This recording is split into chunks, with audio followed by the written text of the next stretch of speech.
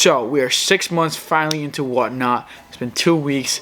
We had a record $100,000 week on our 6-month anniversary, led up to 6 months on November 8th. Today is November 21st, and we are officially 1 week into the warehouse. So 2,000 square foot warehouse is temporarily. There's a 3,400 square foot warehouse with higher ceilings right next door that's currently being renovated. Once we move into there, it's a whole different operation. But I want to break into y'all, how did we get here? Many people think that you need a large social media following before starting Whatnot. You need tons of capital, tons of inventory, and that is completely false.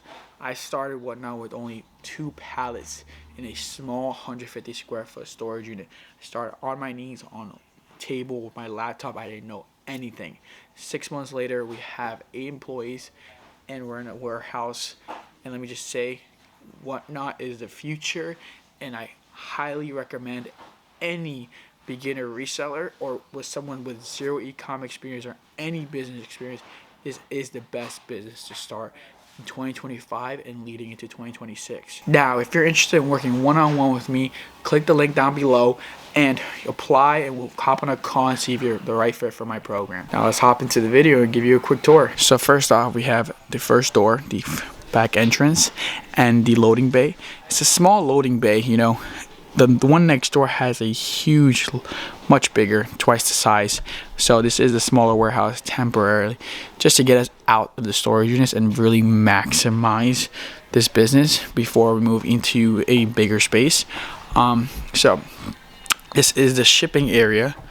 If you check this out, this is the shipping area.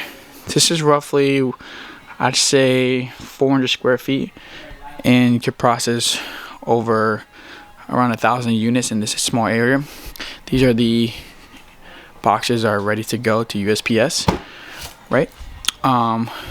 Currently, we are still dropping them off. We are working with the USPS to send us pickups.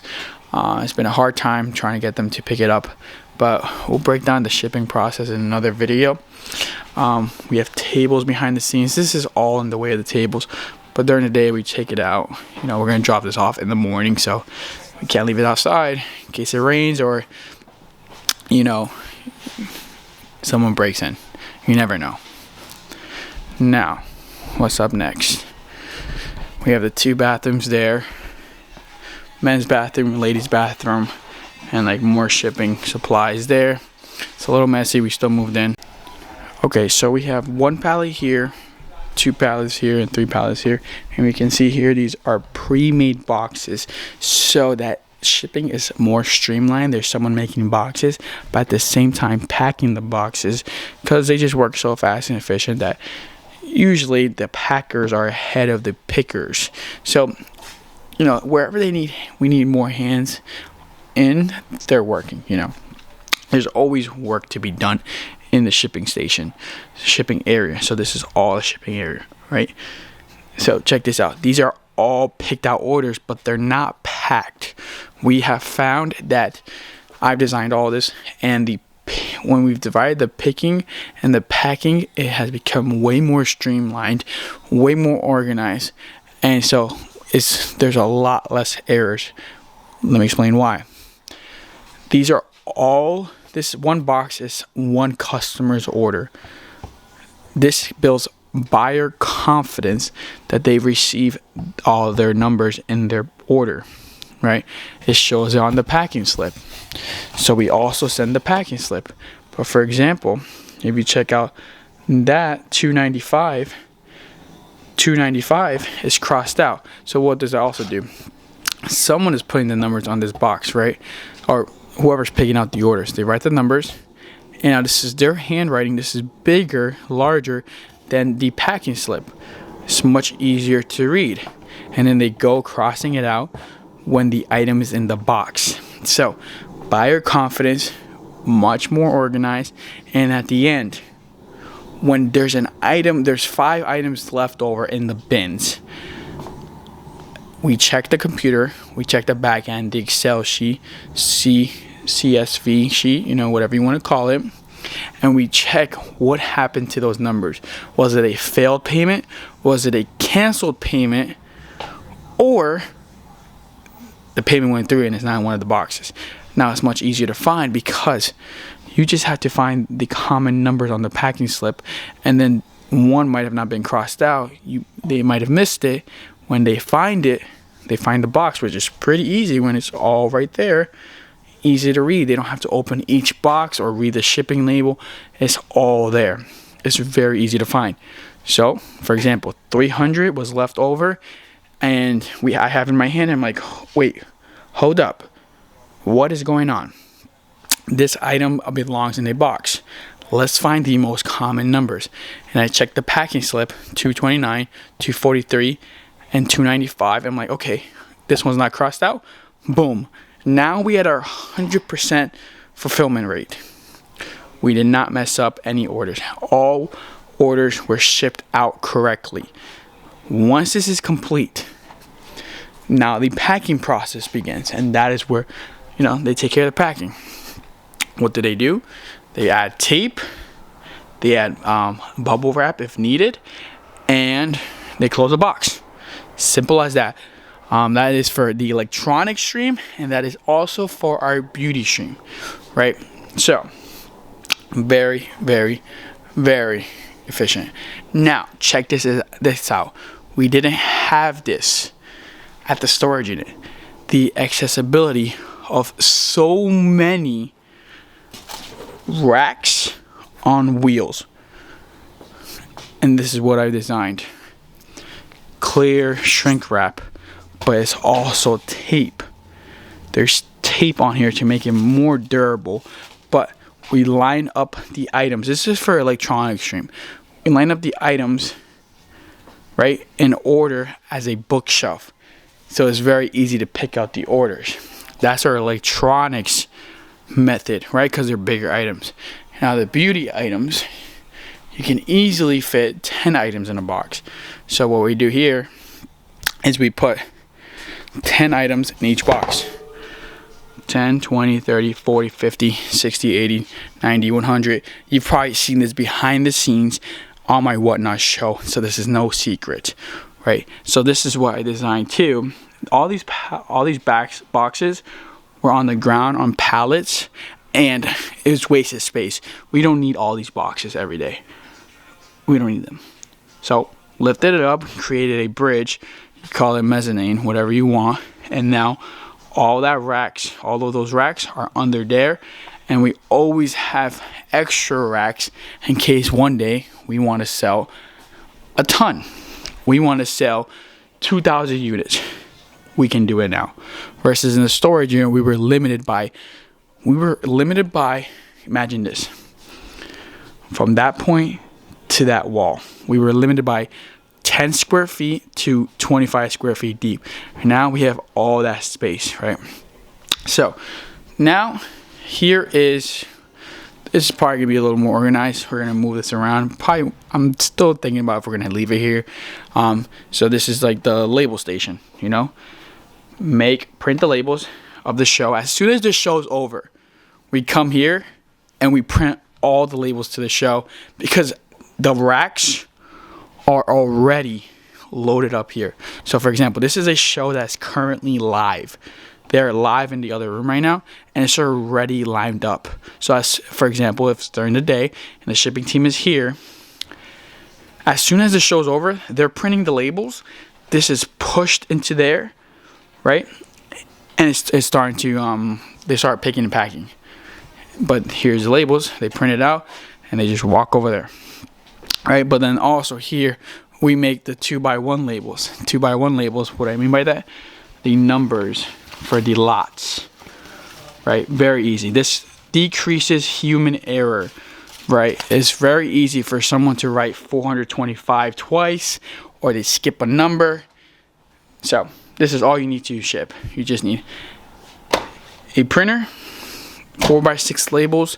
Highly recommend you get the 2x1 labels. We have the Wi-Fi there, T-Mobile gateway, goated, and a laptop, right? And if you want the adapter, that's it. But that's all you need to really ship, and like I said, you just need the boxes, and you need tape, bubble wrap, and that is pretty much it. That is all you need. Or if that's for priority mail, Now we use these for ground shipping.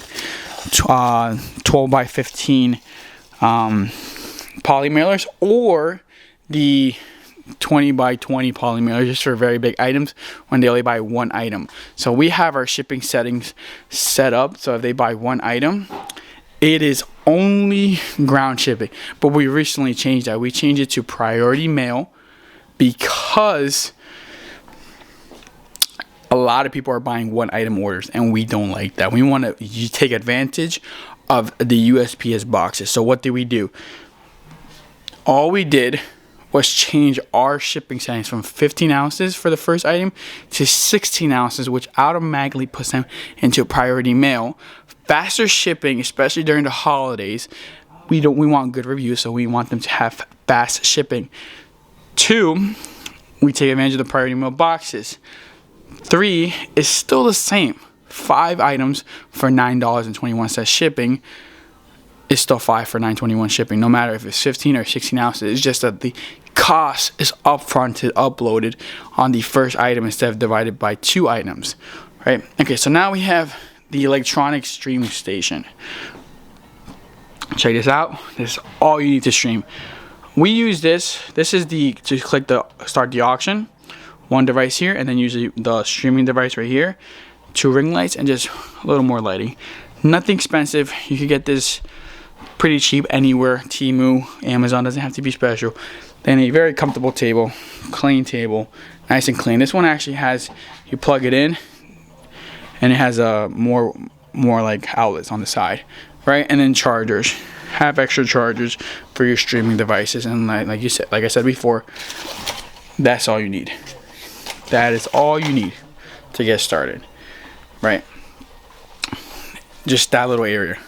And then some, if you have some expensive items that you want people to, you want to tease them, or you want them to keep an eye out for when you're going to run them, I would recommend running all your best items up front, because people will buy and just leave.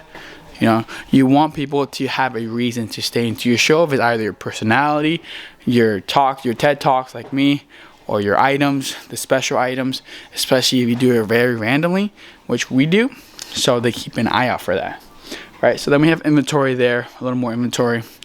And then this is all inventory, all inventory, all inventory back there. And most likely we might have another stream back there, but we're still working on that. We have to make a new account for that. So nice. Okay, so now behind the scenes of a live stream. So we're gonna keep it quiet in there. This is Efren going live in Beauty right now on our first account, East Coast Seller. So very easy. So we just walk through here.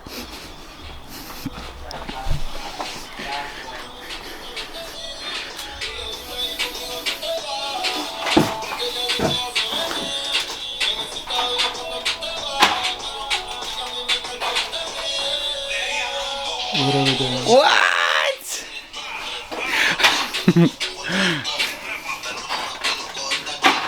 The beauty streaming room.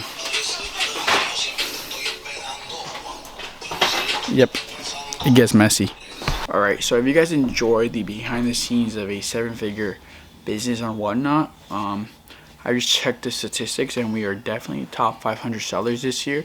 Last year only roughly 500 sellers did over $1 million of revenue, and we're gonna pass $1 million by the end of the year. Not only that, there's not a lot of sellers outside of the cards or the sports cards or trading cards category that are doing over $1 million. In that category, if you ever hear a card seller, talking about high revenue, it always seems greener on the other side, right? That is not entirely true. I'll keep that for another video. I have spoken with someone who's done $300,000 in revenue in 3 months, and they're negative $30,000 by doing sports cards. So, it always looks greener on the other side. But this is the warehouse. And so one more time, if you guys are interested in working one-on-one with me, click the link down below, sign up, and we'll see if you're right fit. Let's do it. Thank you. subscribe and like. Thanks for watching.